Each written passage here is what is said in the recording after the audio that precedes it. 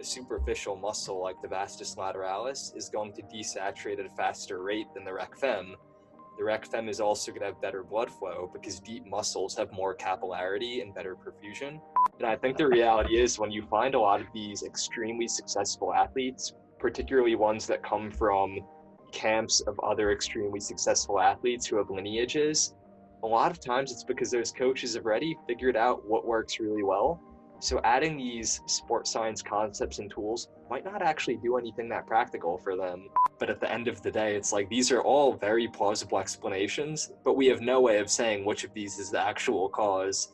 Like I've done spirometry with some athletes and you're like, they couldn't blow up a balloon if you gave them $1 million. You're like, how could everyone's VO2 max be limited by stroke volume? I don't know why, but I've seen it time and time again. You cannot have the highest VO2 max and be extremely efficient. Like that just doesn't happen for whatever reason.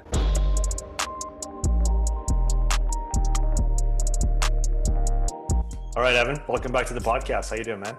Doing pretty good. Thank you for having me on. Yeah, it's been too long. I feel like last time was about episode 60 and that's going to be, I don't know, something like 124, I think. So that's a big gap.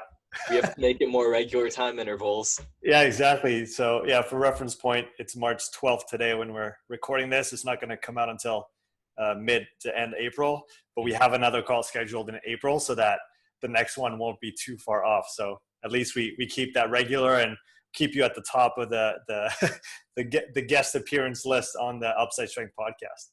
Yeah, and it's actually March 12th this time, not February 12th, which I mistook for March 12th a month ago.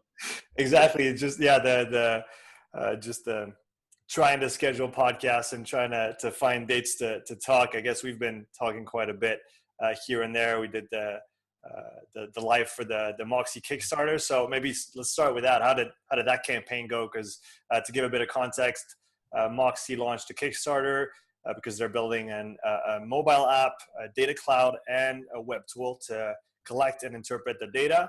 And from what I saw, the Kickstarter went pretty well.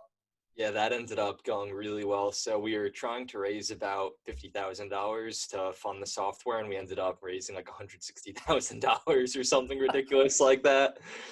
So we're like, shit, we tripled the goal. So what that really just means is we're going to get to add a bunch of more features than we were originally planning on doing. So we're basically like funneling all of that back into the project. Yeah, that's pretty awesome. There was some talk about what was going to go in as a baseline and then maybe the additional features. Do you have any insight on what maybe additional things are going to be maybe available off the bat once the portal is available later this year?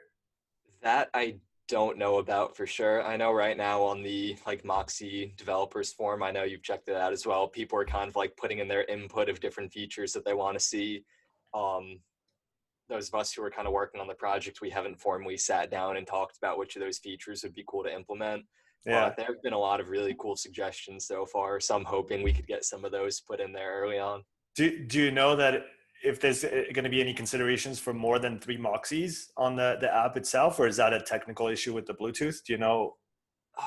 Man, that I don't know. I don't know if that's like a hard and fast limit for what the phone could connect to at once, or if that's just like a logistical thing with coding the app. I'm way above like my head when I hear these conversations when we're talking to like software developers. I just like nod my head. So I honestly have no idea. What's the top 3 features that you want to see beyond the basic stuff that is going to be available? What's for you the things that are going to bring you the most value in terms of using the app and the platform to collect and analyze the data? Yeah, so my number one, like off the bat, and I'm happy this is one of the features we're including up front, is the slope calculator. So being able to like highlight a segment on the graph and it calculates the rate of change of SMO2 for you. Mm-hmm. It's like a super simple thing to have in there, but that was something I really wanted to see because I use that a lot in practice. The other features that I'm really hyped about are being able to chop up a graph and overlay intervals over one another. So you could compare like sets, and the other one that I think is really cool as well, maybe not always as practical, is being able to stream other people's data in live time. And that's nice for me because I live in Rhode Island. Almost all of my clients at this point are international, so I never actually get to see these people, but I could kind of like pop into the Moxy portal and watch them do like a 515 step test and interpret their data in live time and give them like a nice printout. It just, it makes it a lot more accessible than it's previously been. Yeah, that's going to be a big step forward because, like you said, now you need, if you want to do a 515 with anybody, you need to be local to them and kind of, you bring the Moxy, you bring the gear. But if someone has a Moxy or can maybe find a Moxy close by and do the test on their own, if they have all the details of how to set up the test, now that opens up a lot of possibilities in terms of remote testing and coaching with that. Mm-hmm. Yeah, for sure. And especially during COVID, like knock on wood, hopefully all of this passes relatively soon. But I mean, in the interim, it would be nice to be able to do some stuff like one-on-one with athletes when, even if they were local, you might not be able to get in the same room with them. Mm-hmm. Yeah, that makes sense. I want to go back to the slope. You mentioned calculating the slope of SMO2. So you're talking rate of desaturation and I guess reoxygenation of the muscle. Can you give some practical considerations as to when you would look at this and why you would, or how you would use that information?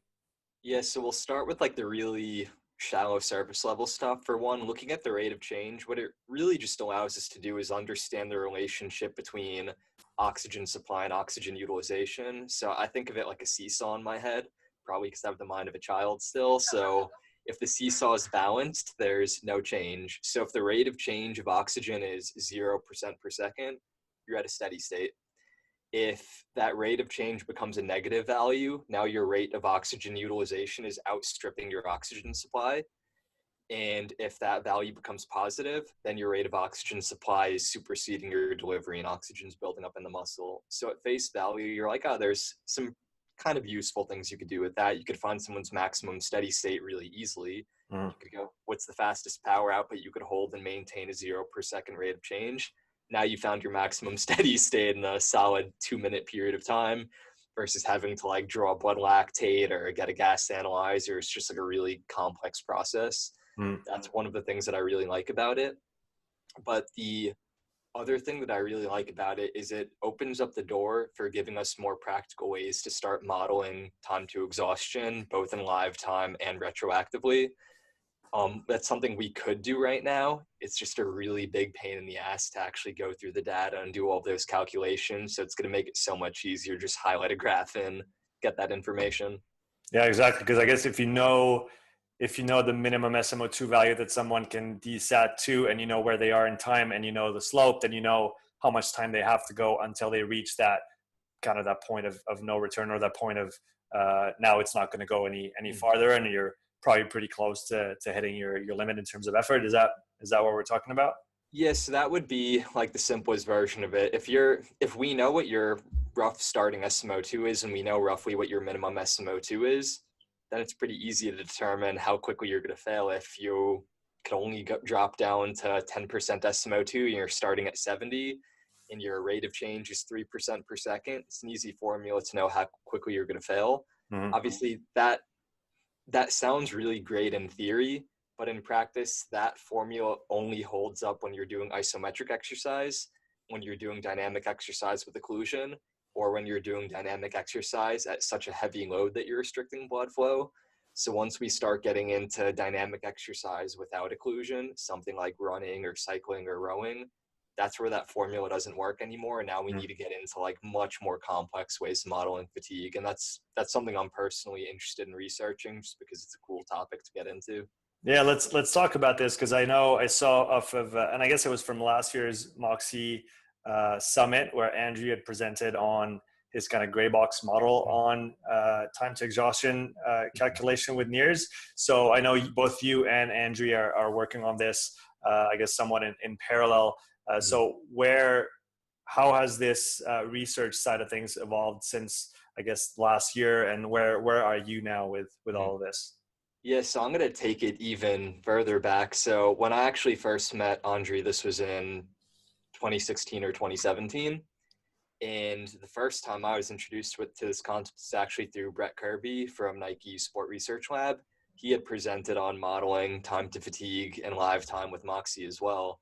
So Andre's talk was actually like a follow-up to Brett Kirby's talk.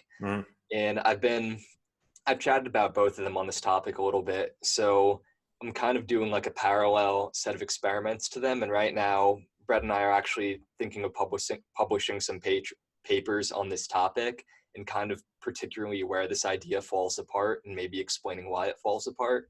So to give a quick baseline start, and we already said, if you're doing isometric exercise, I could pop a Moxy on you. I could calculate your time to exhaustion really quickly. Great. It's not really that practical. Like, there's very few sports where you're just holding an isometric contraction really hard. So the next phase of trying to understand this was to do dynamic exercise with occlusion, and the same formulas hold up. And the reason for that is if you occlude a muscle, you're blocking oxygen delivery. So earlier we said delta SMO2 tells you the relationship between oxygen delivery and oxygen utilization, and delta SMO2 is just the rate of change. Well, if you're blocking oxygen delivery, now delta SMO2 is just your rate of oxygen utilization. That works when you're doing isometrics or when you're occluding. But even doing like a resistance training bout at a light load to failure without a cuff on, you can't predict time to exhaustion. Your minimum SMO2 is different every time. You have different rates of change because flow is going to be inconsistent. Off the bat, you already can't model time to exhaustion. So this makes it super impractical to try and do anything for like a runner or rower or cyclist. So what we could do instead, and this is gonna like be a throwback to, I think, our last podcast that we did when we talked about critical power. Instead of creating a power duration curve, we could create what's called a rate of change of oxygen duration curve. So the way that we do this calculation is I tell you, Sean, you're going to hop on a rower right now, and I'm going to pick 3 random wattages for you. You're going to row at 300 watts to failure, 350 watts to failure, and 400 watts to failure. And for each of those bouts, now we could calculate a critical power curve for you. What we could also do is with your Moxy, if it's on your vastus lateralis for all these bouts, I'm going to say on that 300 watt bout, what was your rate of change of oxygen? So your delta SMO2 is going to be negative because you fail because your oxygen utilization outstrips your supply. So if we say your 3 delta SMO2s are minus 2% per second, minus 2.8% per second, and minus 3.2% per second, the more negative ones are for those higher power outputs. Now we graph a rate of change of oxygen over time. So it's an inverse curve, and we could do the same calculations like critical power. So we could calculate what we call your critical energetic rate. In theory, you would expect critical energetic rate to be 0% per second. That's the output you could hold indefinitely, similar to critical power. In practice, it's almost never 0% per second. It's usually like 0.002% per second or something like that. But what's more useful is we could calculate the area above that curve. And instead of that being W prime, when we do critical power, we call it W prime. That's like your work that you could do above critical power. We call this either, I call it E prime. The guys from Nike call it M prime. If you watch their talk at the Moxy Summit, I think it's available on the Moxy Academy website. And that's the amount of work you could do above your critical energetic rate. So if you get enough data for an athlete, you could create like a nice linear regression and use like a cool mathematical model, and you could get a relatively consistent E prime or M prime value and also consistent energetic rate. So now what that allows us to do is if I have you rowing in live time and you're desaturating at a rate of minus 2.3% per second, I could plug that into that curve and now, oh, Sean, you have 3.5 minutes before you're going to fail. So that's nice, but that's only applicable if you're doing a fixed intensity. We both know when you're actually racing, that's not how you race. If we're running head to head in a mile, like we're not going to say, oh, both of us are just going to run at our average speed that we want to hold for the mile. You jockey for position, you surge, you have tactics. So now where we need to make that a little bit more complex is that we could also include your rates of reoxygenation in there as well. So we know that that E prime or that M prime value is fixed, but it's not just a gas tank that you drain. You could recharge that gas tank and drain it. So if you run above your critical energetic rate, you drain it. If you run below your critical energetic rate, you fill that tank back up. And that's where you could start to get into like individual modeling. So there are ways that you could calculate this in live time. You could kind of think of it like an electric car.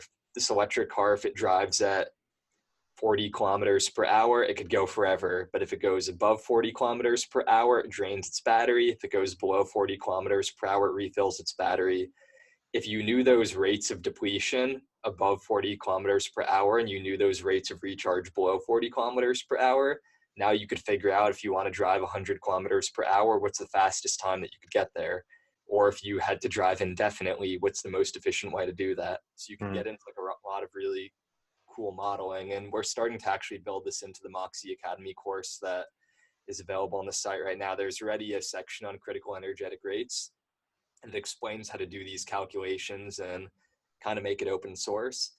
But what we realize that makes all this more complex is if someone has an injury, that just completely screws up your data, because now only one of their legs will predict time to fatigue accurately.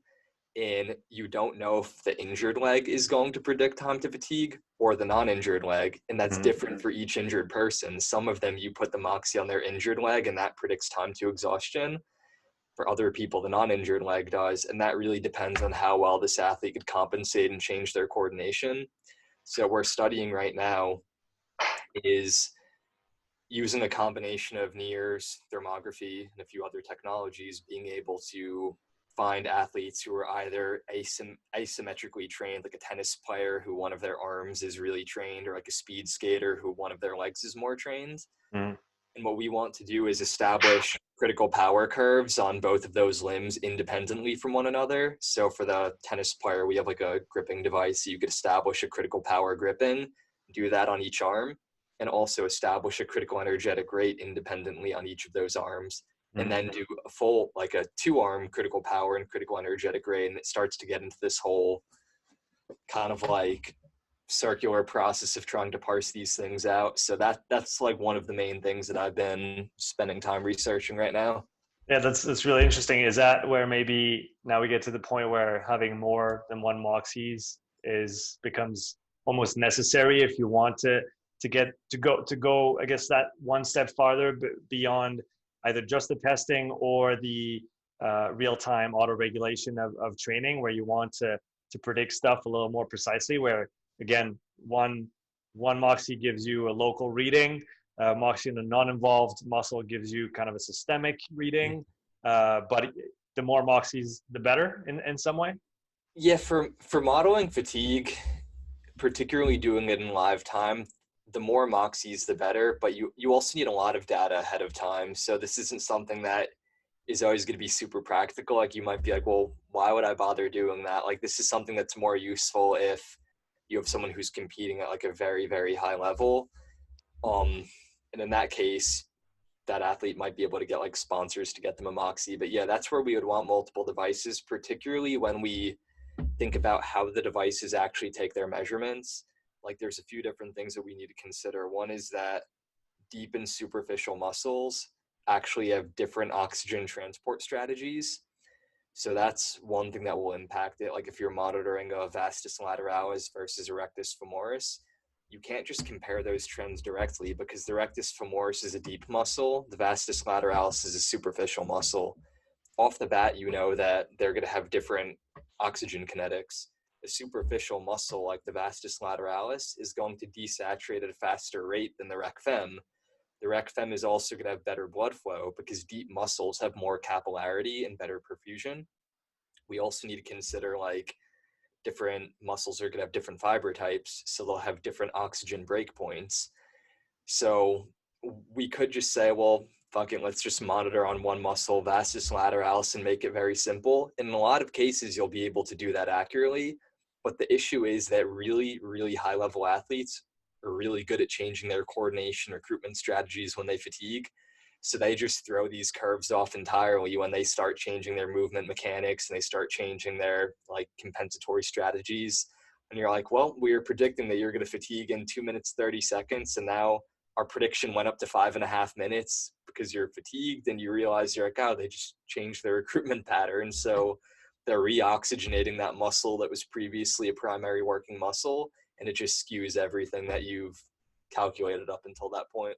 Yeah, it's almost like the body is smart enough to be like, if we consider simplistically each muscle group being an engine, and it's like, oh, let's use engine 1 primarily, and then once this one gets to a certain level of fatigue, oh, let's switch to engine number 2 so engine number 1 can kind of recover a little bit better. That's one thing that you've been posting about recently, and I watched Stuart Percival's presentation on the Moxy Summit 2020. For those who want to learn all things Moxy, go check out the Moxy Summit 2020.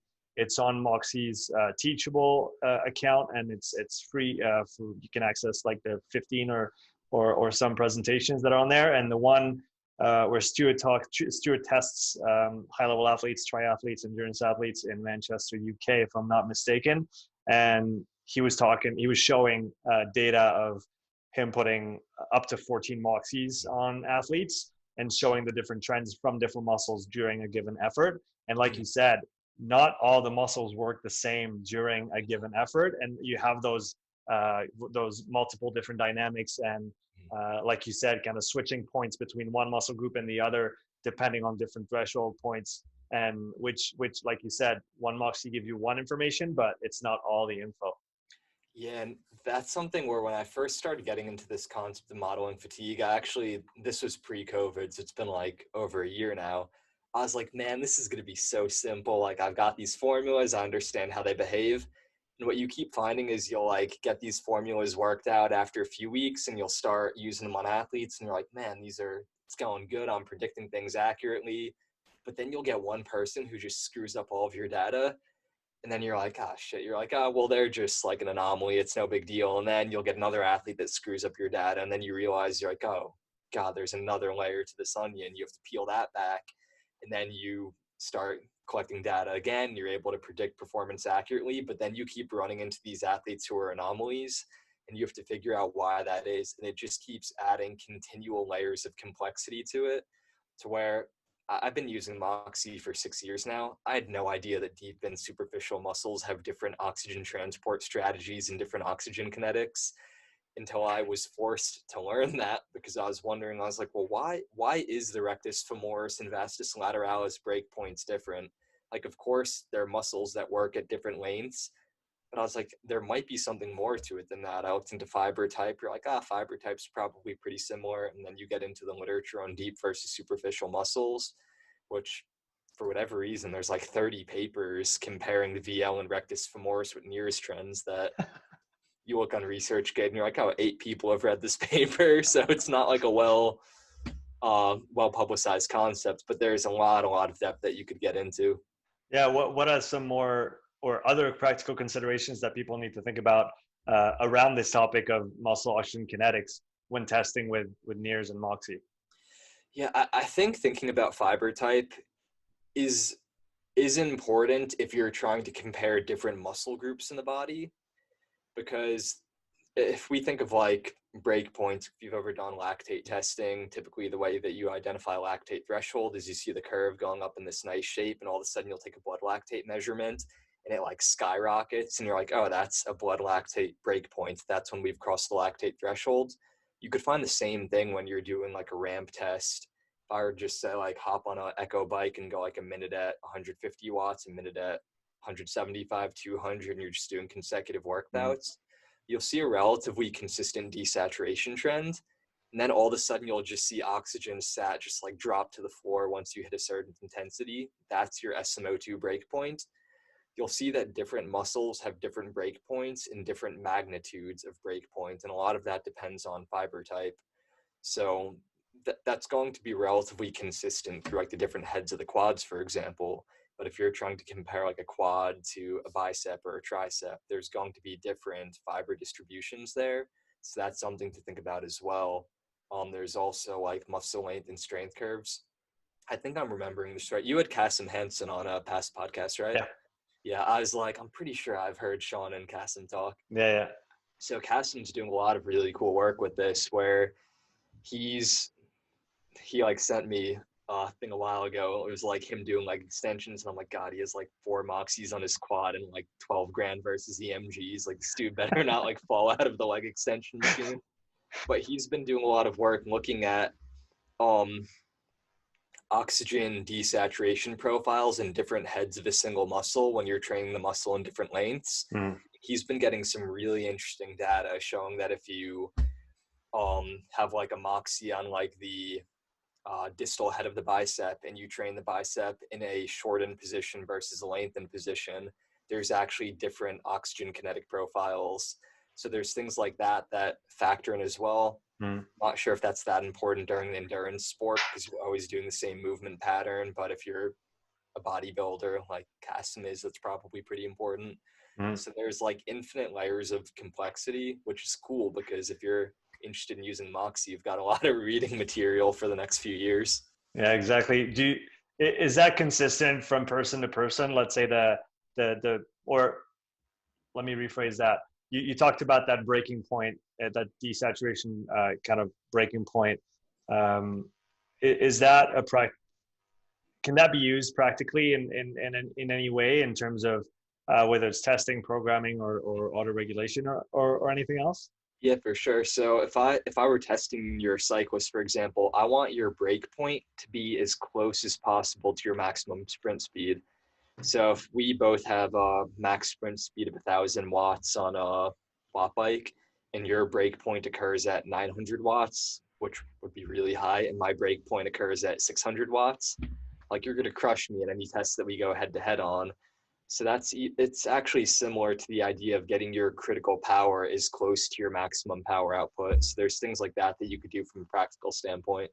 Yeah, and maybe let's go into that because that's something that I spoke with James Goodwin recently, who's the head of physical performance for the Swiss rowing team, and so they have this critical power modeling that they're doing with their athletes, and they're able to predict. So they do, I believe it's like a 10-stroke max watts, and then 3-minute, and then 12-minute. And then they plot the curve on the graph, and they're able to predict 2K times within like half a second or something like this, which is, they've developed that over the years. And I was interested in getting your point of view on this. Is there any practical way to combine this type of, let's say, performance testing with NIRS in one way or another to optimize training and recommendations? Because I know that they use this to then orient training depending on the needs of individual athletes. But then would layering maybe a 515 on top of this or using Moxy in any other way bring some additional benefits to this kind of modeling? Yeah, I think what can be interesting for them is and I don't know if are they doing these critical power tests on the water or on a erg? On an erg.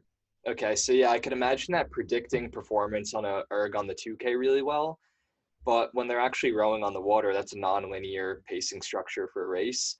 So I think if they were to use a Moxy when they were doing these tests, then when they actually get on the water, they might actually be able to modulate or predict performance there better, having that Moxy data when they were on the ergs, because presumably they're rowing at a non-linear pace when they're on the water. So that could be an interesting application of it. Of course, they probably know a hell of a lot more about training for rowers than I do. So like, I can't go and say how they could improve their training. It's very possible that they've come across training practices that there's nothing they could do to improve it. And that's always the kind of funny thing about sports science. I remember watching the Nat Geo documentary on the Nike sub 2-hour marathon project. And I think it was when they were interviewing Phil Skiba, who really smart dude. I think he's MD, PhD. He does a lot of work with mathematically modeling performance. And they brought him in as a consultant to work with Eliud Kipchoge and Zerzadeh. And I can't recall who the third athlete was. But his idea was like, I'm going to use these mathematical models and all these advanced training concepts to figure out how to better structure their peaks and tapers for this event and better redistribute their training intensity and all these different things. And he did all of his calculations and ran everything through his algorithms. And he's like, their training's ready perfect. There's nothing I could tell them to do to change. And I think the reality is when you find a lot of these extremely successful athletes, particularly ones that come from camps of other extremely successful athletes who have lineages, a lot of times it's because those coaches have already figured out what works really well. So adding these sports science concepts and tools might not actually do anything that practical for them. So for the rest of us, it probably shortcuts that process. It gives us more precision, but that doesn't automatically mean that layering these things on is going to make someone any better. And I think that's always an important thing to consider as well. I always think it's kind of like naive or ignorant to think that like we could take these Moxies and walk into any training camp and make them do things better than they already do. The reality is we might not be helpful at all. Right. We might maybe come up with somewhat better explanations as to why, but then, like you said, great coaches have already, they maybe don't know the, or don't, and they don't need to know the science or the physiology behind it, because if they have the eye and they have the experience and they know what to give each athlete depending on what they see, and those athletes are successful to a high degree, then what else do you really need, right? Yeah, and it always reminds me, my dad has been like a high level bodybuilder for like over 40 years now. He's like in his 60s and he's still way more jacked than I am. And I remember when I first got like really into the science of training, and I was reading all of these like hypertrophy training meta-analyses and like using NIRS for hypertrophy research. And I remember I was like talking to my dad about training, and I was like, oh, like check this out. And there's this finding and that finding. This is how it changes training and all these things. And he's like, yeah, I figured that out 20 years ago. And then I'm just like, ah, oh, I'm so stupid. Like, of course, if you've been training for 40 years and you've tracked everything meticulously, you've probably learned most of these things intuitively already. So there's always that component that Yeah, something that to just observation. yeah, exactly. That makes a lot of sense. I want to go back to the Moxy itself. I get a lot of questions about, what can you use it for? We talk a lot, you and I talk a lot about the testing aspect, kind of the physiological profiling that you can do with it to help people orient training and optimize their training, perhaps. Um, I've heard Aaron talk about it, and Stuart more recently talk about the rehab process and how NIRS can help in that field. Where do you see that technology evolving in the next, let's say, 5 to 10 years in terms of its practicality and its usability on a day-to-day basis for athletes? So, of course, I think we're going to learn a lot more about the different ways that the device could be used, but I think a big part of how it's going to evolve over the next few years is going to be it's going to be a lot more practical to collect data long term, and we're going to have better tools to analyze the data. I think the technology is already great as it is. I think we know a lot about how to use it, but I think there's more to be discovered from a data science standpoint if we could analyze the data a little bit more rigorously. Um, that's where I think things are really going to change the most. And I think that's also going to help us understand how things work from a mechanistic standpoint. Like one of the things that I've been really interested in learning about is how blood actually travels through the microvasculature, and just getting into that whole rabbit hole and learning about that THB metric, that muscle oxygen saturation metric, that's very well understood. We know hemoglobin and myoglobin are chromophores. We understand how they undergo conformational changes or change shape, and how that changes the wavelength of light that they absorb and reflect. That THB metric, though, is still not entirely understood. We understand the behavior of it. We understand what's physically being measured. It's blood volume, but it's not completely understood why that measurement behaves in the ways that it does. And that's something I think we'll hopefully get better understanding on the next few years. There's a lot of studies that need to be done before we know that. And the unfortunate thing is that just means a lot of money needs to be poured into that line of research. Yeah, that's a point that I exchanged about with Philip Batterson, who's the exercise physiologist for Moxy, and spoke to Andrew at length with this as well. And that's maybe one point where there's still, like you said, not as much of a consensus as there is on the SMO2. Where I know you talk about this as well when you see an upward spike during the 1 minute rest times on a 515. Mm-hmm. We can assume that might show a vasodilation trend due to CO2 accumulation, for example. But what Andre told me, and I'd love to hear your thought on that, is that capillaries don't actually vasodilate or constrict. They're on an on and or off kind of basis. And so that maybe that kind of conclusion from the THB trend might be a little bit of an overextended kind of a theory, let's say, because on the capillary level, you can actually see whether it's vasodilating or vasoconstricting. Yeah, and I actually agree with Andrew on that entirely. So I'll be the first to admit that's a very simplified explanation. So yeah, capillaries aren't literally dilating. We're going to recruit more capillaries, which could in theory allow us to see more flow. But again, I don't think that entirely explains it. because there's so many competing things going on simultaneously, and we're thinking about what impacts flow at the microvasculature level specifically. So we have hypoxic vasodilation occurring. So that's like a whole rabbit hole in of itself. There's a lot of debate as to how hypoxic signaling actually occurs, and that actually changes depending on the time scale as well. But keep in mind, if you create hypoxia, there should be a near inversely proportional increase in flow to a tissue. That was observed by Guyton, I think, in like the 1960s or something like that. And why that occurs is very highly debated. A lot of it has to do with like endothelial cells versus snow hemoglobin. It's not completely fleshed out. We also need to consider the fact that snow hemoglobin release is thermodynamically coupled to CO2 release. So when we're like, oh, well, CO2 would cause vasodilation, snow hemoglobin would cause the same thing, and both of those occur at the same time anyway. Can you explain what snow is for people that aren't familiar with that? Yeah, so snow is S-nitrosothiol. It's basically a metabolite of nitric oxide, but it rides on hemoglobin directly. It's on, I think, the cis93 site on hemoglobin. So the way that you could kind of think of snow is it's like this is really shitty analogy, but it's like a missile guidance system. So you could think of the oxygen molecule coming off of the hemoglobin and getting to the mitochondria. Snow is like a missile guidance system. So it's what actually guides that oxygen molecule to the mitochondria. So there's that component of it. The CO2 component, which again, it's not directly impacting it in that way, but that's a different concept entirely. There's also the effects of sympathetic input. So sympathetic vasoconstriction is always going to be battling metabolic vasodilation.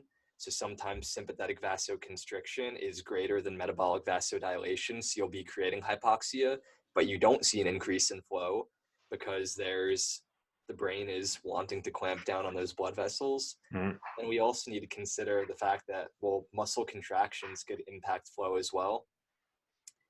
I don't think it's entirely accurate to speak about compression reactions in venous occlusion, arterial occlusion, the way that they sometimes are. I think those things do impact the THP signal, but I don't think they ever do that in isolation.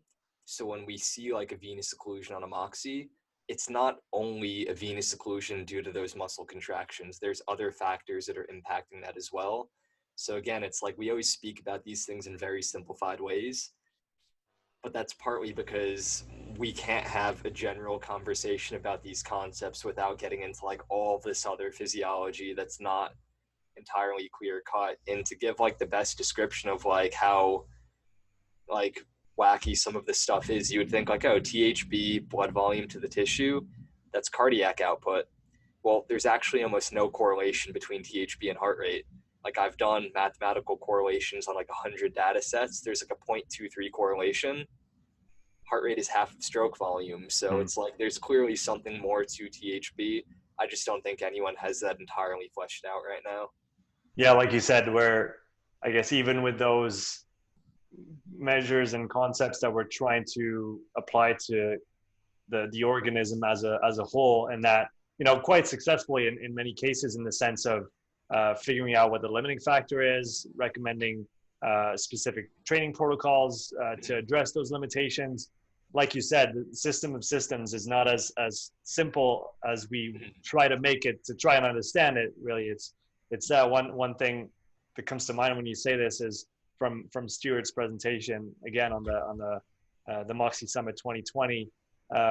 He talks about the muscle pump, right? And I've heard you talk about the thoracic pump that has an effect on venous return, and the muscle is the same essentially. That if you're allowing for a continuous blood flow to go through the muscle, those contractions and compressions are going to push blood back to the heart, which increases preload, which increases cardiac output, like you've talked about. So can you talk about this concept a little bit, because I feel like it really ties that proverbial loop back together, because it is literally just a loop. And if we're just looking at one side of it, of the delivery side, and not the return, then we're missing half the picture. Yeah, so it's these two pumps that are going, well, technically three pumps that are all going simultaneously. We have the heart as a pump. We also have the skeletal muscle pump, and we have the thoracic pump. And all three of these pumps are trying to circulate blood around the body. The heart's the one that we understand the best. You get blood into the heart, you get blood out of the heart. It's relatively straightforward. And the circulatory system's like a nice big closed loop. So whatever volume of blood leaves the heart is going to eventually get back to the heart. But what complicates things is that skeletal muscle pump and the thoracic pump are a little bit more, they're a little bit more like wild cards. And the thoracic pump is the easier one to start with because we understand the relationship between breathing and the thoracic pump. If you were to take like a nice deep inhale and a nice deep exhale with perfect breathing mechanics, which probably none of us are doing, you're going to shift the central driving pressures in the thorax such that you're going to be helping push blood back to the heart between contractions. So if we are to layer on the skeletal muscle pump now, we could think of it in a similar way. If you're contracting with the sufficient intensity and gradient of pressure, you're also going to squeeze blood out of the muscle and you're going to get it back to the heart. But if you're over contracting the muscle, like you're contracting so hard that you're actually trapping blood in the muscle or restricting blood flow, now that skeletal muscle pump isn't going to push blood back to the heart effectively. But you could also have the opposite, where that muscle's not contracting with enough force, and that's also not going to help it push blood back to the heart. So with all these things, there's like a Goldilocks zone of like too little force of contraction, too much force of contraction. Both of those are going to impact blood flow, albeit in a different way, and you want something that's nice in the middle. The complex part in making this applied is you could ask me like, well, how do we get it to be the right amount in that Goldilocks zone? And my answer for you is like, I have no idea. Like, if it's too little, I know how to change that. If it's too much, now we have to wonder, is it the actual force or is it the relaxation speed? And those are things that we need to parse out. And what I've always done is just taken a shotgun approach because I just don't know a good way of parsing those things out from one another. That might be something that maybe Aaron Davis, I know he spent a lot more time thinking about muscle coordination than I have, or Stewart's clearly spent a lot of time thinking about that as well. But I think coming back to your initial point that like biology is messy, that's why I really like that video that you and Andre did recently. I think it was for his NIRS Sports Science channel, where I think he even opened it up by saying like, biology is messy. Sometimes we get data that we just can't explain. And that's the way it is. Like, that's how biology works. There's a lot of feed forward loops and there's a lot of feedback loops. And it was really cool seeing you guys work through these trends that kind of had some anomalous data in there. And then I know the three of us followed up afterwards and we were talking about all of these potential explanations. But at the end of the day, it's like, these are all very plausible explanations, but we have no way of saying which of these is the actual cause. So hopefully we have a better way of fleshing that out one day, but I don't think we're there yet.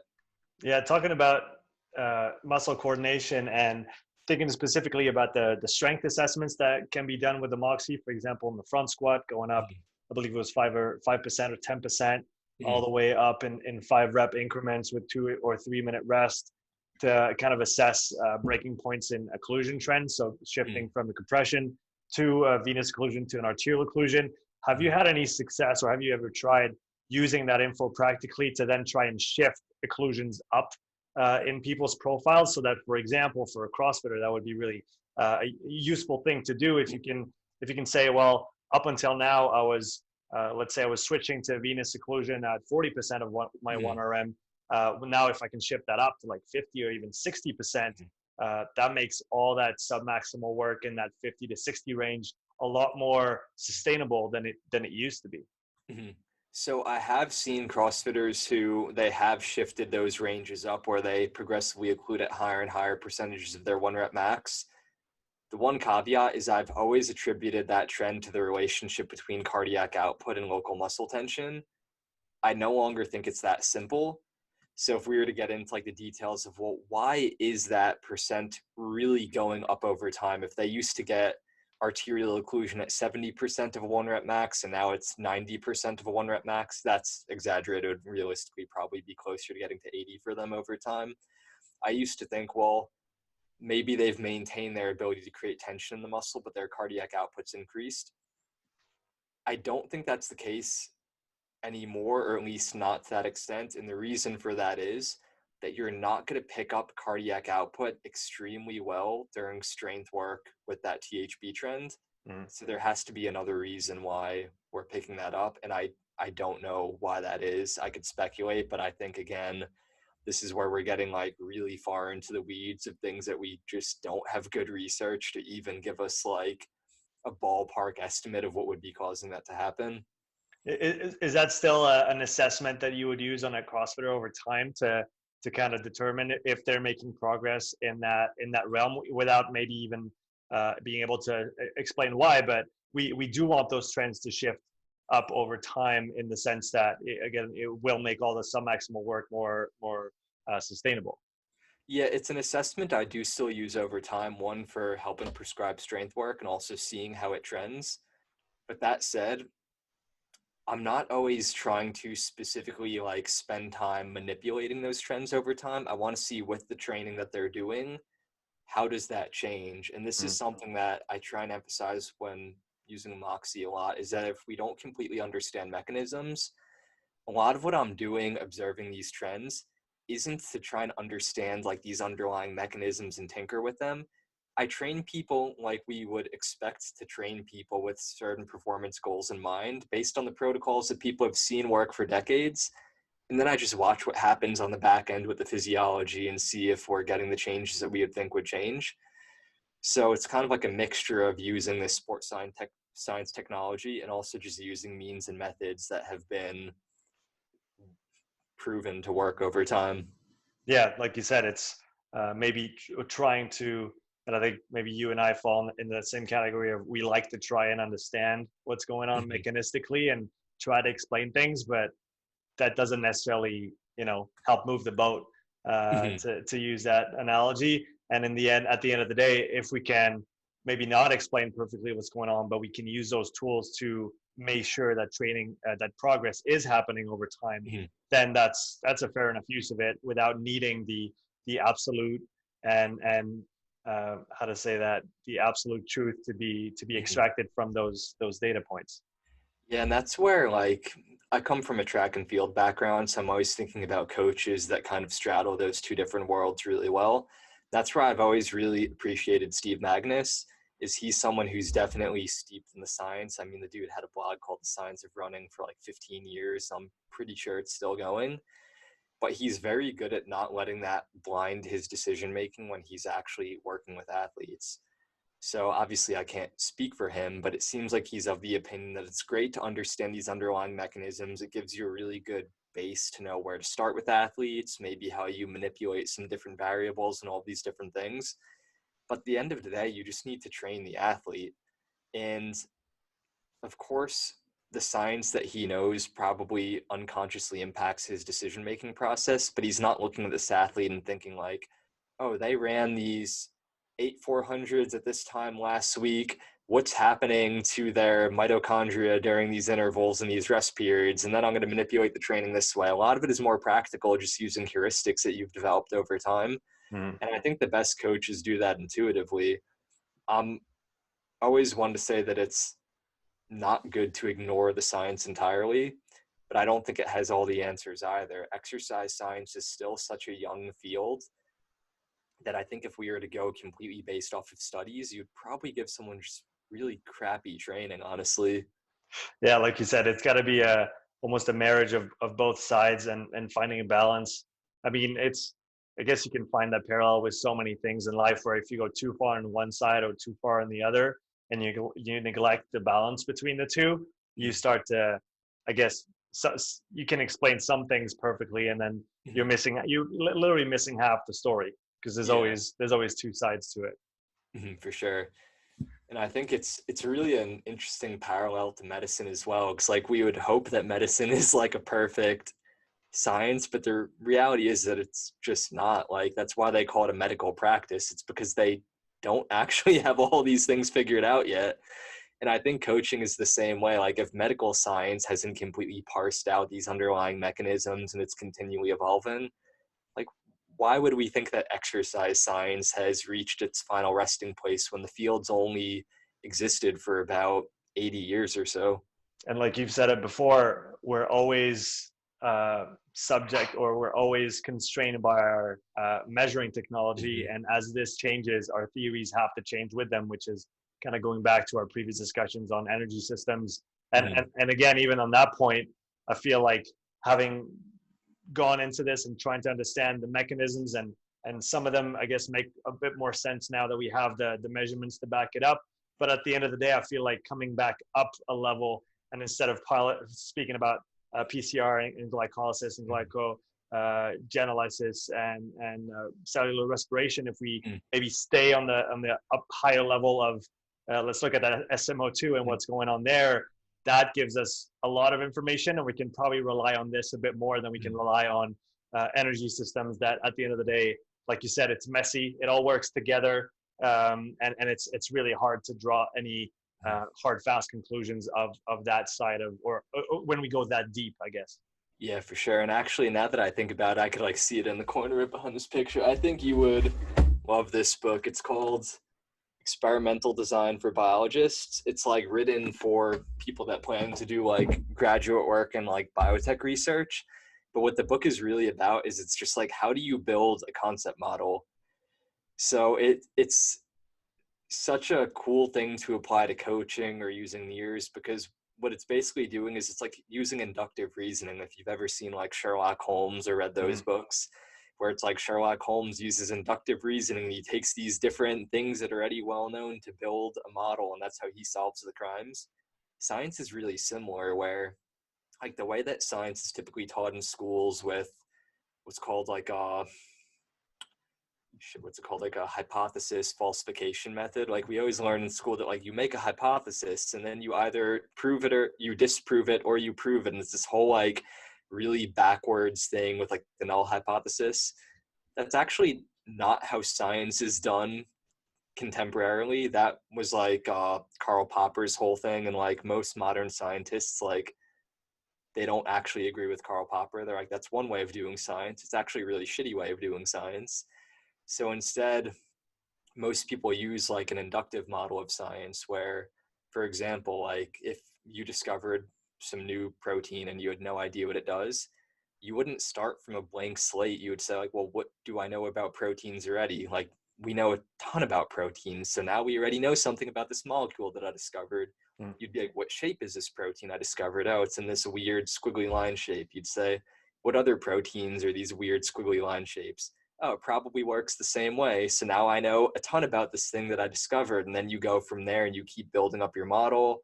You make educated guesses. And if they work, then you add that to the model. If not, you reject it. And you keep building it up. And over time, you find new information that conflicts your model. And instead of throwing it out, you kind of rework and absorb that new information. And that's really what we should be doing with exercise science as well. Like you said, the measurement tools that are used change every few decades. So we have this model of energy systems now, and it's very different than those classic models that people use even 10 years ago, but really 20 or 30. But that doesn't mean what we're using now is better in the grand scheme. And other technology might exist in 10 or 15 years that refutes that. So it's this whole process of building up a model and allowing it to evolve. And I think that book does a really good job of explaining how that works, and just a more effective way to do that than continue just scrapping everything you know and starting from a blank slate. Yeah, that's really interesting. It brings me back to the recent interview I did with Pat Davidson after he released his new book.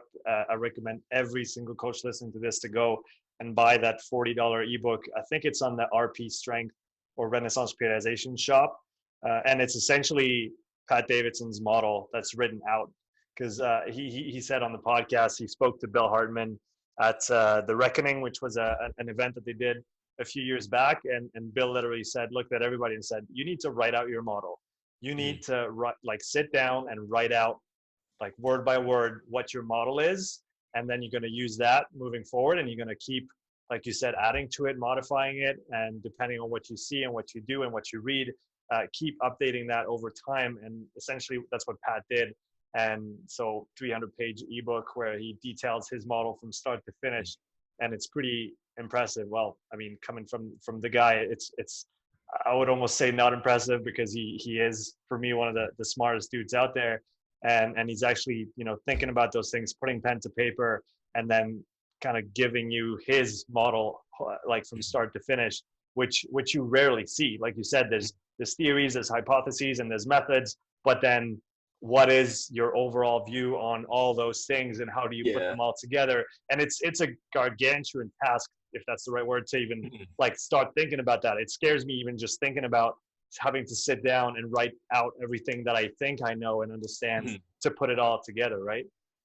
Dude, one, I haven't read Pat's book yet, but that's one that I've really been wanting to get. He's like the mad scientist of strength and conditioning. That's like the most underappreciated dude. I've had multiple like conversations in the past few months where I do some like consulting with pro teams and things like that. And I'll always like get to know these people. I'm like, learn their background. So many of them were Pat's students when he was a professor at a university. I'm like, that dude has so much reach in the S&C industry and like pro sports that it's unbelievable. So I think anyone who's not familiar with Pat should definitely check that interview out, should probably buy his book. I could guarantee it's probably great without even opening the cover. Yeah. I think that's definitely a fair thing to say. I want to move forward and talk about VO2 testing a little bit. I know you've used the Pinoe device and the VO2 Master, if I'm not mistaken, a bunch of times, and probably used some VO2 metabolic carts in labs as well. What practical information, staying on the practical side, what practical information can you draw from those tests to then inform either your coaching or your programming? So this might be a controversial opinion, but for me, I don't know how to phrase this to not sound like an asshole. I like VO2 max testing, but not for the reason you'd probably think. For me, like I don't actually care what your VO2 max is.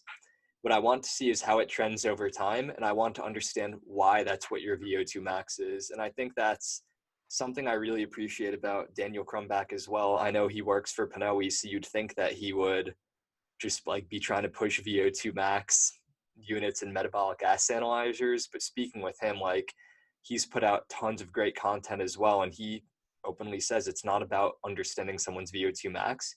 You have to know why that's what their VO2 max is. So for me, when I'm doing VO2 max testing, my overarching thought, and this is stealing something from one of David Poole's research papers, I'm not sure which it was, but David Poole recommended that we reconceptualize VO2 max as the maximum integrated capacity of the pulmonary, cardiovascular, and muscular system to uptake, transport, and utilize oxygen, where traditionally VO2 max is just how much oxygen is consumed in the muscle. Technically, those are saying the same thing, but what that former definition acknowledges is that there can be different rate limiting factors for VO2 max. So traditionally, it was assumed that VO2 max is principally determined by your stroke volume. They said 89% of inter-individual variability in VO2 max is just stroke volume between people. And you're like, that sounds insane. Like I've used Moxy. I've seen that some people can't utilize if their life depended on it. Like I've seen respiratory issues. Like I've done spirometry with some athletes, and you're like, they couldn't blow up a balloon if you gave them $1 million. You're like, how could everyone's VO2 max be limited by stroke volume? So for me, what I like doing is get the VO2 max test, see your values, and particularly look at the raw data. For some reason, most labs throw out the raw data from VO2 max testing, which is where like the gold is. But what you also want to do is use VO2 max testing in conjunction with spirometry and in conjunction with NIRS. So now you understand which system is actually limiting someone. Then instead of just haphazardly giving them training to drive their VO2 max up, you actually target the limiter. And then we also need to consider the fact that VO2 max improvements aren't synonymous with performance improvements. You could drive your VO2 max up and make your performance worse if you become less efficient. So we also want to look for improvements in economy when we're doing VO2 max testing. And two easy ways to think of improvements in economy is that if your VO2 max goes up, we want you to have a concomitant increase in power or speed at your VO2 max. And we also want to see you having a lower VO2 at a fixed speed. So if right now you run at 14 kilometers per hour and you're consuming 60 milliliters per kilogram per minute of oxygen, if you run at 14 kilometers in 6 months from now, we want to see you consuming 55 milliliters per kg per minute. So I think VO2 max testing is great. It just needs to be properly conceptualized and fit within the training program. Do you feel like using one of those portable units when doing like a step test with Moxy, so like a 515 or a modified test of the same nature, gives you all that ventilatory or ventilation data that you're looking for? So we're talking about respiratory frequencies depending on the zones and intensities, tidal volumes, minute ventilation, or do you have to use the standard kind of incremental step test without the breaks that they usually use for VO2 testing in and of itself? So what's weird is this is where we need to think about how VO2 max tests are done, because typically they're done in those ramp incremental formats, but you could actually elicit a higher VO2 than your VO2 max in that format by doing like a hard start format, or even a subjectively paced VO2 max has been shown in the literature to lead to higher values in the traditional ramp incremental test. So this is where we also need to think about, like, there's not one VO2 max. Like, your VO2 max on a ramp incremental test is your maximum integrated capacity on that specific test, but that doesn't mean it's your end all be all VO2. So this is where I'm kind of like wishy-washy. I think if we're trying to track these improvements over time, like, do the same test. It doesn't even matter what it is. I don't like the subjective ones because there's no way to track that. But what I'll also typically want to do is have someone do something as close to their event as possible with the gas analyzer and the Moxy on, so you could see what does their actual oxygen consumption economy look like when they're doing their event. And I think that will probably be more telling than just doing a ramp incremental exercise test, because the reality is that doesn't predict performance that well. And one of my favorite case studies of this, it's from a paper Andy Jones did. It was titled something to the effect of like a 5-year case study on a marathon world record holder or something like that. And it was a 5-year case study he did on Paula Radcliffe, who's greatest female marathoner of all time. And over a 5-year period, her performances consistently improved every single year. So that's the first figure in the paper, and you're like, oh, it makes sense. The second figure in the paper shows that her VO2 max went down every year for that 5-year period. And you're like, how does that make sense? And then you look at the third figure, and when she's running at a fixed speed, they use 16 kilometers per hour for the fixed speed over that 5-year period. You see her oxygen consumption at 16 kilometers per hour went down every year. Then the fourth figure is what really hit it home, and that was showing her speed at VO2 max. So these figures aren't going to be perfect. In the first year, her VO2 max was like 72 milliliters per kg per minute, and she ran at like 19 kilometers per hour. And by the 5th year, she was running at like 20.5 kilometers per hour with a VO2 of like 66. So you're like, oh, her VO2 max went down significantly, but she's holding way higher speeds at her VO2 max.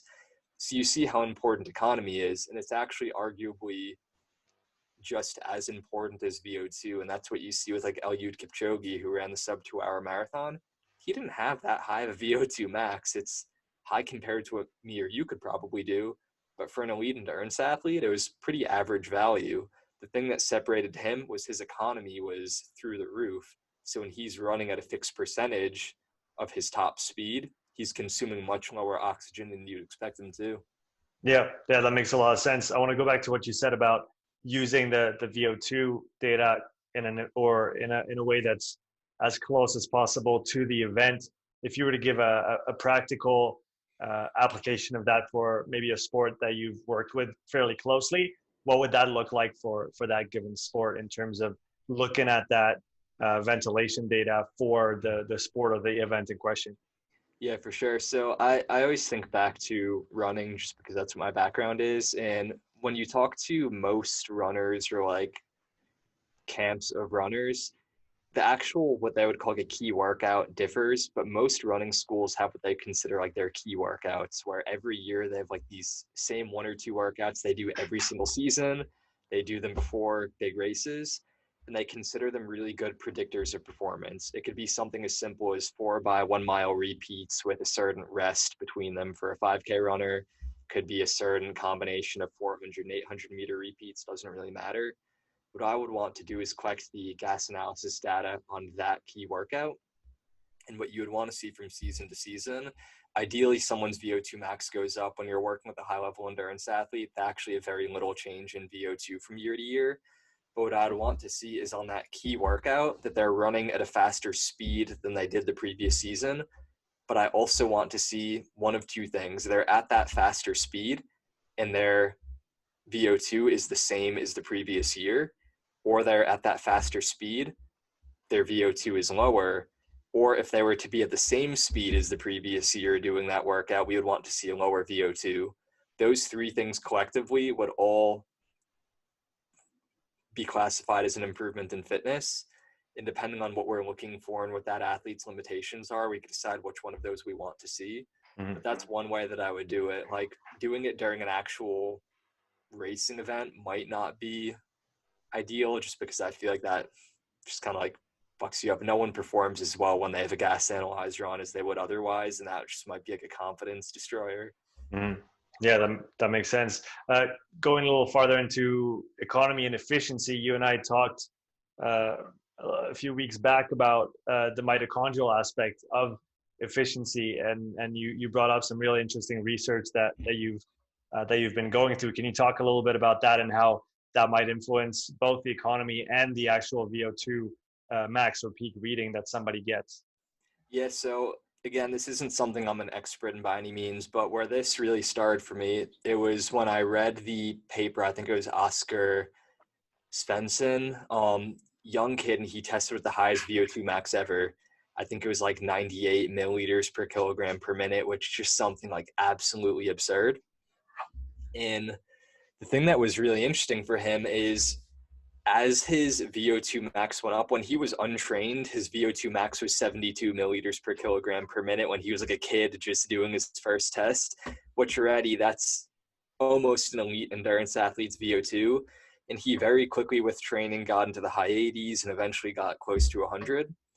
What became really interesting is you'd think, oh, this guy's going to like destroy everyone in endurance sports.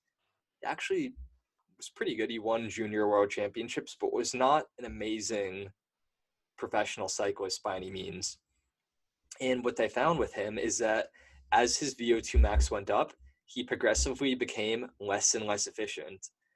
And where this really kind of like hit home for me is reading this paper that Michael Joyner from the Mayo Clinic wrote. I think it was in the mid-90s. And the way that Michael Joyner explained it was that you can't hit the lottery twice. So you can't have the highest VO2 max and be the most economical. And this was in a paper where Michael Joyner was trying to essentially predict what would be the physiologic parameters of the first person to run a sub 2-hour marathon. He was doing this entirely with mathematical modeling. This was almost 20 years before the sub 2 marathon was run. And the really interesting in this paper is you read it and you're like, oh, the VO2 max that he expected of the first person to run sub 2, I think it was like 78 to 82 milliliters per kilogram.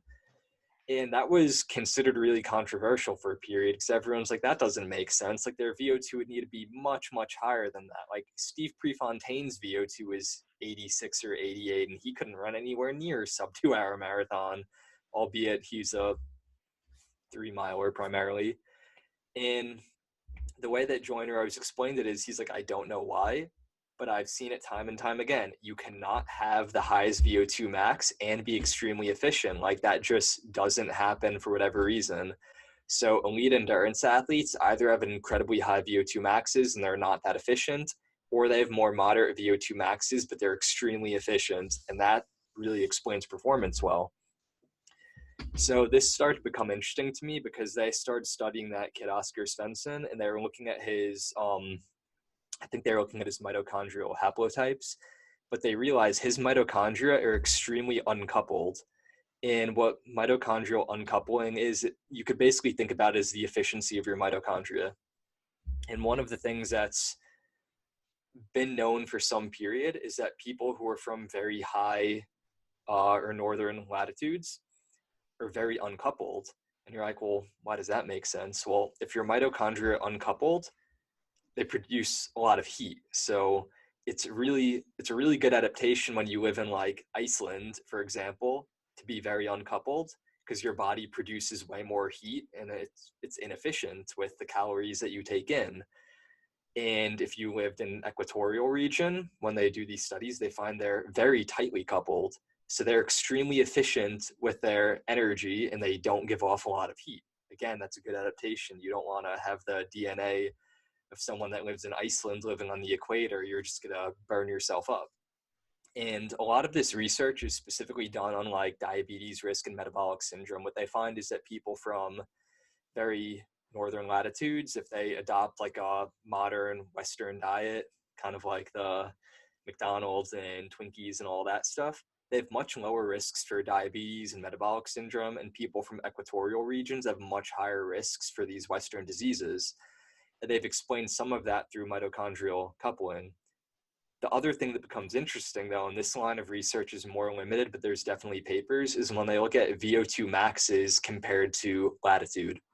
The people at the highest VO2 maxes are from the most northern latitudes, and people that are on the equator generally have lower VO2 maxes. And it's not saying like if you move to the equator, your VO2 max is going down. It's like your family had to have lived there for many, many generations and evolved there. So this starts to like open up an interesting concept. It's like, okay, there's something to this idea of mitochondrial coupling and uncoupling and VO2 max. These things kind of like run on the spectrum. And you're like, well, the people that would probably have the best endurance performance, they need to have some combination of these things. They need to have very high VO2 maxes, but not so high that they're inefficient and they're very uncoupled. But if they're too tightly coupled, their VO2 maxes aren't going to be high enough, even though they're very efficient and have good economy. And if you plat it out on latitude, you're like, oh, it's roughly where Kenya would be, is where you would see things like pretty optimized. And you're like, well, that's weird. Where are a lot of the best endurance athletes in the world? Kenya, like Eliud Kipchoge, and even Ethiopia isn't incredibly far from the correct latitude.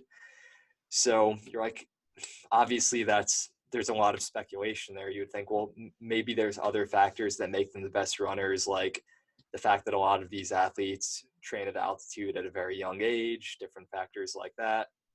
But it is just interesting to think about because there's a lot of converging lines of research, and there are people who have made this hypothesis as well and have kind of come to it from different places. So I think it'd be really interesting to get that study funded and look at a way, way bigger data set. Yeah, and like you mentioned the altitude parameter, and that's something that Jerome Dempsey mentioned when I was talking to him on the podcast, is that people that not that you can just go live at high altitude and get those adaptations, but if for generations you've been at altitude, you will I guess morphologically have bigger and better lungs, to speak simply, which is in some respect is going to have an impact on your ability to move air very simply and to get that oxygen in and that CO2 out.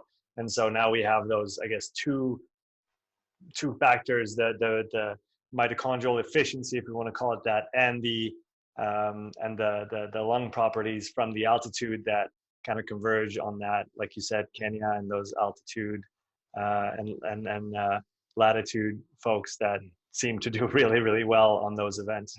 Yeah, and one of the things that's interesting about altitude is if you actually look at the altitude studies, it's not entirely clear that going to train at altitude actually has any, of course, if you go up there immediately, your performance drops, but that the long-term effects are positive. There's a lot of studies showing that even like the live high, train low actually has negative outcomes. I've talked to a colleague who does a lot of research on this. And one of the things that's really interesting is if you look at Andean populations and you look at Sherpa populations, both of them live at very high altitudes. They've been there for generations and generations. Andean populations still have relatively high risks of HAPE and HACE, which are cerebral edema and pulmonary edema. It's what kills most people that go high mountain climbing. But Sherpa populations don't have any meaningful risk of that at all. They seem to be immune to that. And part of that is actually a difference in their body's ability to produce those S-nitrosethiols that we talked about earlier. Sherpa populations have a mutation, whatever adaptation, that they could do that very easily, so they don't suffer any of those effects. Andean populations don't have those same genetic markers. I have no idea about people that are from the Kenyan Rift Valley or train at high altitudes in Ethiopia. Never looked at it. Don't know if that's been studied. But I think it goes to say that, like, we can't just go train in Ethiopia at altitude and get really good training adaptations. We can't go live in Nepal and become really good mountain climbers because we've been there for 10 years and have acclimatized to altitude. A lot of it might be ancestral, and that certain adaptations are going to be conferred when your family's been in one location for tens and tens of generations. So it's always interesting to think about from like a sports science standpoint, because you're like, some people are just born to be great at certain sports, and there's, like, for example, I'm never going to be a world-class sprinter. Like, it sucks, but it's never going to happen. Like, you're probably not going to win the Badwater Ultra Marathon. Like, you're too jacked, and sucks for you. So I don't know. Exactly. Too bad for you. That's definitely something that Jerome said. And Jerome's been studying respiratory function, and he's been in respiratory research for, I believe, 55 years, and is kind of one of the grandfathers of this whole field. And that's what he said, is like, there's actually negative consequences to trying to train in hypoxic states, which altitude will do to you to some extent. And so he was like, just stay where you are. Don't try to go somewhere else to train because it might be better for you. It's actually probably going to be the reverse. So just wherever you are, just stay there and train there. And then just, you're not going to get that 3 or 4 or 5 or 10% difference from going high and then training or training high and then competing low, or even some people talk about the opposite. He was like, just stay where you are. Speaking of Jerome Dempsey, have you seen that paper that he published? It's like one of my favorite things that he's written, just because it's so random, that he's talking about pulmonary diffusion limitations in humans. And he, like, off the cuff mentions, he's like, yeah, this isn't unique to humans. Horses also have pulmonary diffusion limitations, but like, so far as we know, they're the only 2 animals that have this issue. Yeah, the thoroughbred. I remember that because it's in kind of a big, not a meta-analysis, but a kind of a summary paper on respiratory limitations that he released recently. And yeah, there's a not a paragraph. I think it's a chapter on horses and what they experience in terms of limitation. And I believe he also talks about nasal breathing in that context, where they have to breathe through their nose or something like that, and that in and of itself brings on that limitation of how much air they can move. God, one of my favorite things when you interviewed Jerome Dempsey, just how disgusted he was at the nasal breathing question. Yeah, it's funny that, I guess before I spoke to him, I read Patrick McEwen's book, and I started to get interested in this whole line of thinking. And I listened to James Nestor as well. I didn't end up reading his book because I got tied up in other stuff, but I listened to him talking to Patrick McEwen. I listened to him on the Joe Rogan podcast. And so I was kind of going down this road. And then I spoke to both Jerome Dempsey and Daniel Crumbach. Again, Daniel he's been working in exercise, physiology testing and coaching and programming for 25 years now. And both of them were like, it's a bad idea. Like, sure, you're at rest, you're lying down, breathe through your nose. But if you want to do anything on the performance side of things, why would you mess up they were both very adamant about the fact that your respiratory system and how you manage respiratory rate and volume is really well designed off the bat, and that you don't want to mess with this because that might come at a bigger cost than you think. Yeah. My favorite was, I think Daniel had said it to you and you interviewed him, and it's an argument that I've always wondered why people use this as defense for nasal breathing, which is they're like, you want to warm and like clean the air. And he's like, you're doing maximal effort exercise. It doesn't matter if the air that's coming in through your nose is warm and clean. Like, that was just an interesting one. I've really wondered why that's taken off so much in the sports performance world. I really don't understand where that's come from. And I've seen multiple times where athletes have like posted, they're like, yeah, I did nasal breathing on this entire race. These are endurance athletes. Like, my performance was worse, but it felt much easier. So like, it shows that over time it will work for me. And I always read that and I'm like, how do you figure? Yeah, I'm with you on that. And again, it's just finding the balance between those two. And at this point, I think that if you're at rest, it's fine. If you're doing something really easy, maybe it's fine. But then beyond that, again, you don't want to mess with things. And why would you restrict airflow in any way? It's almost like, I don't know. It's like, it would be like putting a cap on your heart rate for some arbitrary reasons. Be like, oh, well, I'm not going to go above a 150 in my heart rate because it might be better for my performance. It doesn't necessarily make any sense if you want to maximize performance and output. Yeah, I don't go to maximal heart rates when I run a mile race. I cap myself at 180. So if you're going by me, I'll just look at my watch and I'll just let you go. Yeah, exactly. The last topic I wanted to touch on today, I know we just have a few more minutes, Evan, is respiratory muscle blood flow and monitoring respiratory muscle, oxygen trends with NIRS. It's something I've just done once and started to play with and trying to understand. So where do you place the Moxy? How do you place it there? And then what do you use that information for? Yeah, so the easiest way to get the placing, what I always just tell people, is put your thumb on your xiphoid process, then put your pinky out and see where your pinky lands on your serratus muscle, and then just stick the monitor there. Of course, you want to get it between the ribs. So if you're like, oh, the optode's directly on my rib bone, you're like, well, shift it over so you could get between the ribs. Most of the papers that have looked at respiratory muscle blood flow, that's the location that they're using. So that's what I've typically done for the data, and I'll kind of get some like wiggle room. The thing that's really interesting, when I do the respiratory blood flow measurements, I'll graph those against oxygen saturation on other muscles. So I do look at O2 sat in the respiratory muscles, but what I think is more interesting is if you get like oxygen sat from your VL, graph O sat in your VL against blood flow to your respiratory muscle. And that's the relationship that I'm really interested in. You want to see the correlation between those two. And you could use that to start to parse out if someone has a respiratory or systemic limitation. If you calculate the correlation and you see a near linear correlation between respiratory muscle blood flow and extremity muscle oxygen saturation, then that means that you have a systemic limitation to respiratory issue, because what that means is per unit of oxygen desaturation, you're doing increasing work of breathing and respiratory muscle work. And if you were to get that OSAT on the respiratory muscle, you'd probably see an inverse relationship between that respiratory muscle saturation and flow. So what's happening is you're essentially shunting more blood towards the respiratory muscles to keep yourself going, versus if you didn't see that correlation that we were just talking about, it would mean that your respiratory system's not having to work incredibly hard to power whatever extremity muscle activity you're doing. So that's just probably not a limitation for you.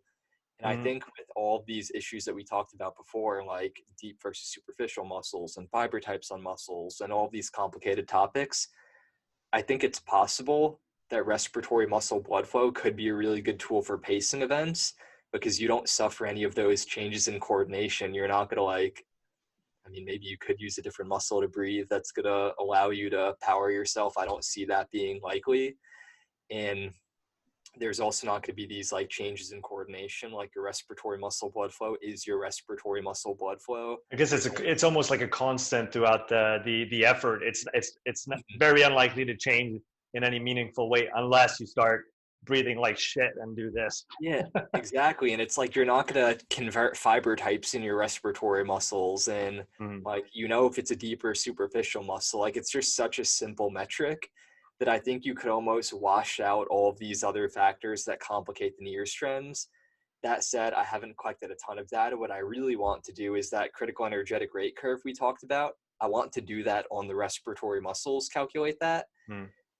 But that said, that assumes that you're going to be limited by your respiratory system on all three of those events that you do. So it's very possible that you might calculate that curve, but then you go and do your actual workout. And if you're not limited systemically in that way, then that curve gets washed out as well. So this is where, again, we get back to that idea that modeling fatigue, it's simultaneously extremely simple and extremely complex.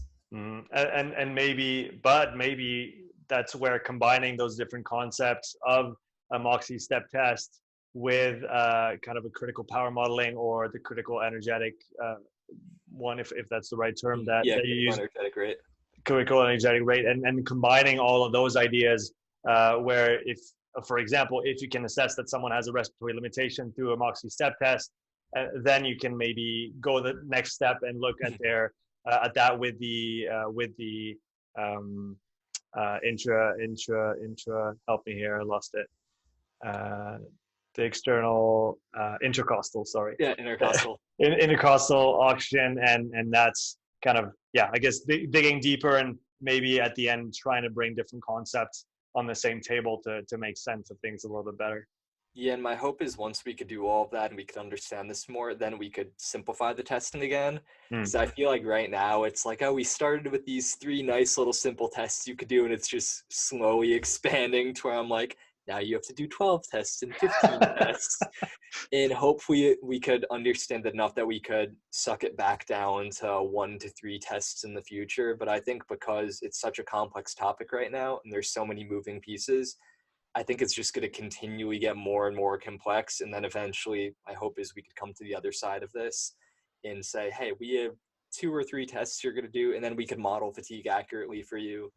But I definitely don't think we're there right now, and we probably won't be there for a few years. Well, on that positive note, for the 3 listeners that lasted an hour and a half talking about all those sciencey topics, where can we find out more about what you do, Evan? Yeah, so easiest place would just be Instagram. I post most content there, and if I do publish any papers or things like that, I'll always throw it up on there. Throw it up on there. What a horrible term to use. Just like willy-nilly just throw posts. Actually, guys, go check out all of Evan's Instagram posts, because each and every one of them is thoroughly he rarely is able to fit the description within the description box. Let's put it like that. It's often finished in the comments, sometimes a second comment. So that's how it's essentially his blog. So go check out Evan's blog on Instagram. Make sure you give him a follow and give him a little shout out to let him know that you listened to this episode. Evan, thanks so much for coming back on the show, man. It was a pleasure. Yeah, thank you for having me on again. It was great catching up.